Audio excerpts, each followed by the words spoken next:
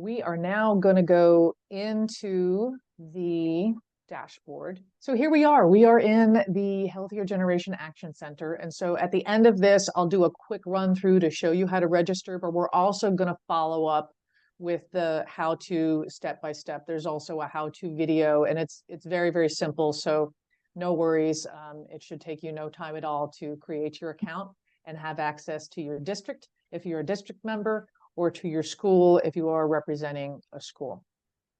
So here we have the bread district. Of course, you know, the schools in the bread district are focaccia, pita, pumpernickel. I'm really glad they have sourdough. I've been really into rosemary sourdough bread lately. I think I ate a half a loaf in one day last week. Don't tell anybody. But this is the bread district. So this is what your district dashboard would look like. And we have a district edition TSIA, and we have a school edition TSIA. So, and they are essentially the same thing, except the school edition TSIA really talks about implementation of those practices. So the wording is a little bit different, but essentially same topic and practice noted in each of those questions. So this is the bread district's dashboard. Your dashboard will look exactly the same. We'll talk about the action plan in a second, but you'll see action plan items here. You have access to our wellness policy builder that we won't get into today, but that's also a great tool. And once you're in here, don't be afraid to go and play around with the tools and resources.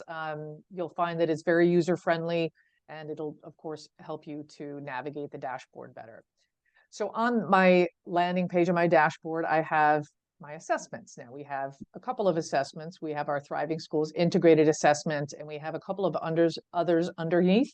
And so let's just forget about those for now. I mean, feel free, if you're curious, to click into them. It can't hurt anything. But for our purposes, since this is the most comprehensive tool, and really with a focus on staff well-being for this series, and you know, our level of support will be mostly focused on staff well-being, we'll be using this Thriving Schools Integrated Assessment. So we'll be able to click into that in just a moment to show you where all the questions are.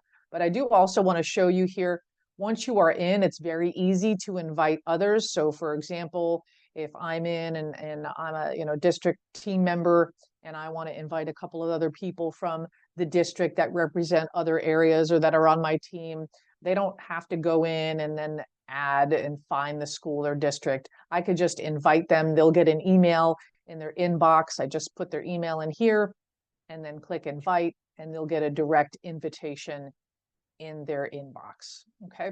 Every once in a while that goes to spam. So if you invite someone and you don't hear from them, hopefully they're not blowing you off. Maybe they just didn't get the email, and perhaps it went to spam. So now we're just going to pop into this Thriving Schools Integrated Assessment so I can show you how it's set up. So as mentioned, there are several topics. Specifically, we have 14 topics.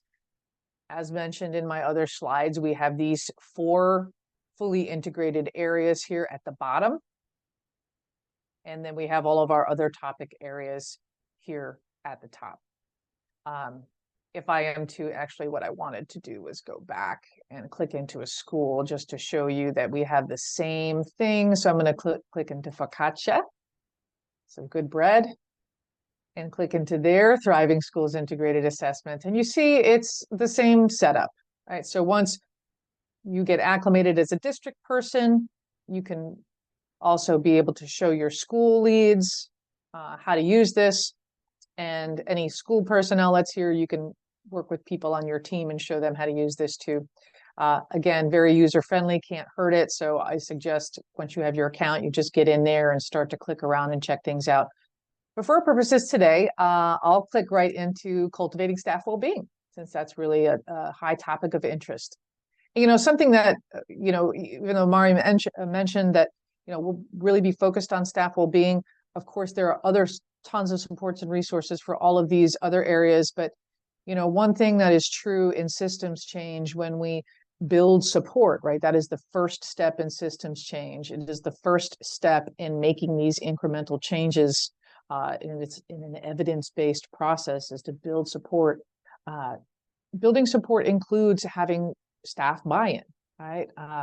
staff members have seen all kinds of initiatives come and go, and they say, oh, what are we doing this year, right? And they do it for a year or two, and it comes and goes. But this is something that's going to be around for a very, very long time. And it's something that you need to devote time and energy to really get the kind of climate change that you can see in a district as a whole. And the evidence of that are districts such as I mentioned, like San Diego, that has been doing this now for several years, but has those teams established and has really built buy-in amongst the staff and have wellness coordinators doing the work. But that doesn't mean you can't do it without all of that support. I've seen one person also make amazing changes. So just keep that in mind, that focusing on staff well-being first and foremost in this programmatic work is a really great way to start, and it makes sense. So these are some of the questions here on cultivating staff well-being. So for example, if I wanted to look at school offers opportunities for staff gratitude, right? So again, all those entities that got together know that this is a very important practice. So it is on the list of best practices to help to cultivate staff well-being. So I click on this question, and here I have the full question. To what extent does your school provide opportunities for staff to display gratitude toward each other? And so we go further to fully describe the criteria for this question. So it's not a yes or no. We really want to know, are you doing that? And are you including non-instructional staff? Are you doing it at least once per year? Are you assessing staff gratitude styles? Because not everybody likes to receive public recognition. Are you aligning these gratitude strategies to their preferred styles? And then are you reviewing data to determine the effectiveness of gratitude practices on staff at least once per year? Now, that sounds complicated, right? It sounds like, well, why can't we just have staff gratitude person of the month? You could certainly start there, but we do also have great resources, and I already pulled this one up, but it's right here on this list of related resources. So for every question, right next to the question, you will have a list of related resources. So with this one, if I answered mostly in place or partially in place, then this might be something that I want to work on with my school. And I can use this resource. This is a turnkey resource, building a sustainable gratitude practice in your school community. It starts with a quick start guide. And again, remember, one of the criteria for that is determining what type of gratitude, like the ways in which people like to receive gratitude. Some like public, private, some like acts of service. It's kind of like love languages, if you're familiar with that, right? I'm definitely an acts of service person, like, hey, I love you, I'll come wash your car. That's me. Notes and gifts, right? So people like to receive gratitude differently. And then we also have strategies to implement.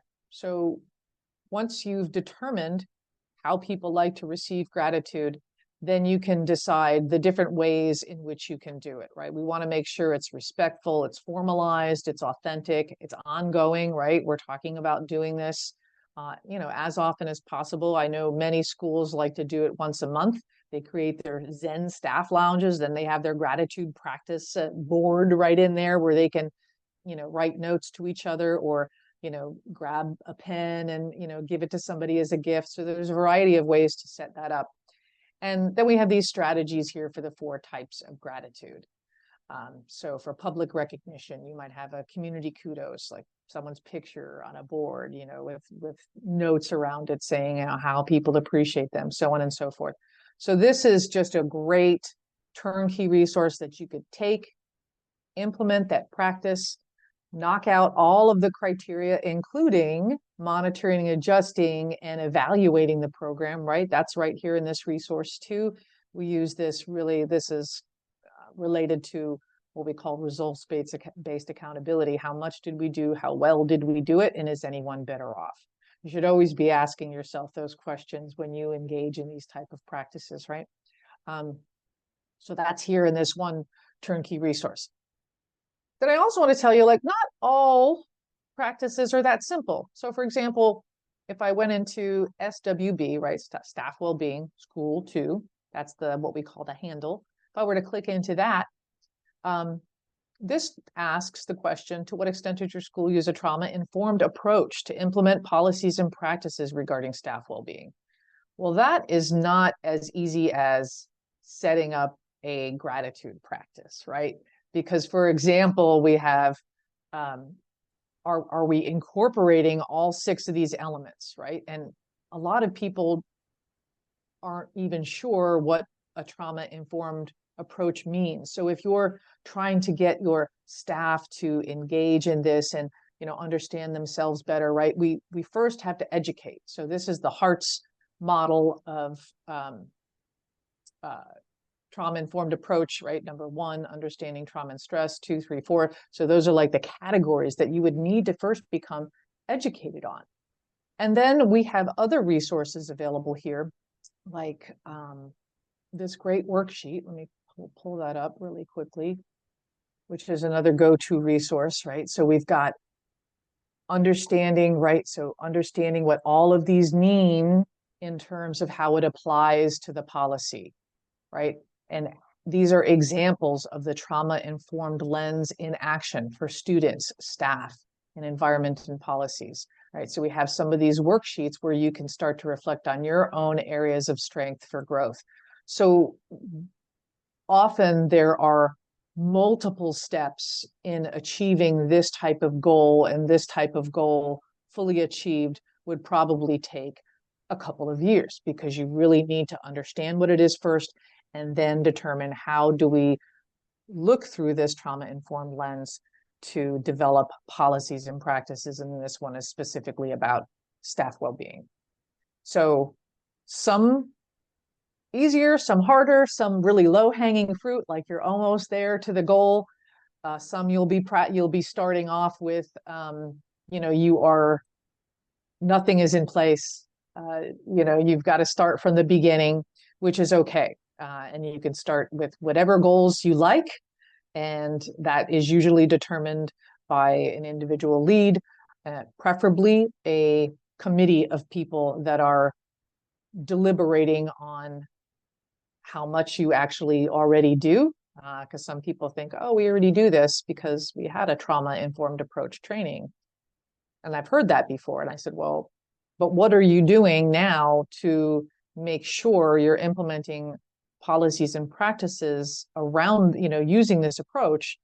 And then others say, oh, okay, well, I don't understand that. So then we go back to some of these resources so they can learn exactly how to do that, and begin to do that with their, first with their teams to build understanding, and then with their entire staff. Okay, so let me close this up right now. I also wanted to show you here on the left side menu, we have a few different things that you're, again, welcome to utilize. Many things, including reports. You know, the report feature is amazing, especially if you're coming from a district level, because remember on my district dash, I had all my schools listed underneath. And what I can do right from this dashboard is pull aggregate school reports. So I can pull in all of the answers to all the questions that my schools actually answered into a spreadsheet and print that out. And of course, you know, color code and manipulate or whatever I need to do for my own understanding or use of that. But that helps you as a district to look at what are the trends.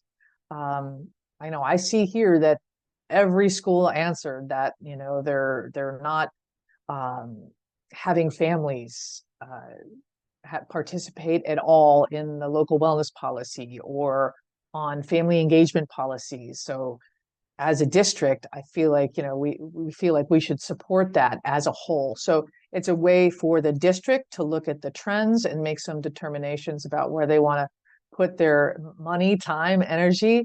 And also for schools, they can print out their own reports so they can use that in meetings. They can put that data next to other health-related data or academic data or absenteeism data and determine what practices are really going to help them to move forward in health and learning and to fully meet some of the criteria of these practices.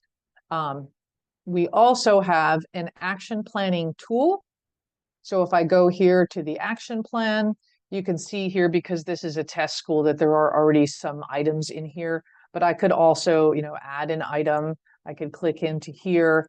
I want to take it from the Thriving Schools Integrated Assessment. It'll just pop up in front of me here. These are some new features that actually happened over the last couple of weeks that I'm very excited about to share with folks.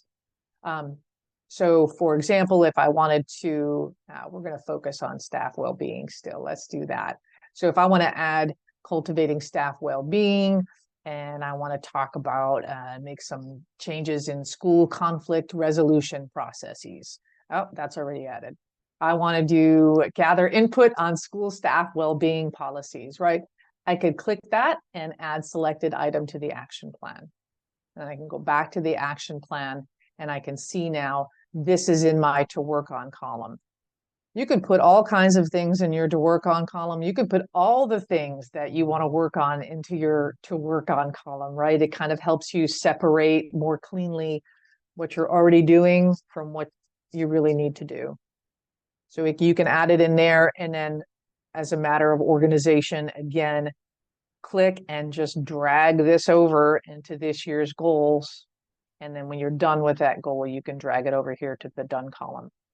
What's also cool is that I can go into here, and we already saw this view, but I didn't mention this particular feature yet, is that once your team is in there and you've decided this is going to be a goal of yours and you're going to start working on it, you could come in here and you can add tasks. You can add notes here on the bottom, bold, italicize them, block quote, bullet list them, number list them, and then save them. And that way my teammates can see, hey, this is Kat. I read the related resource, Managing Conflicts with the Relate model, and I really think we should use this. Can you guys check this out? So that is just a way for you to communicate with your team to kind of eliminate, more email threads. And it's a great place to keep track of things. So I highly recommend using it, but it is a very simple action plan. It's not really a template. So if you're looking to go a little bit deeper with your schools or within a school, often people like to use their own templates, which is perfectly fine. So here again, I'm going to look at the left side menu. I've got my assessments, my action plan, my reports. I can look at my team, and then we can also take a quick look at resources.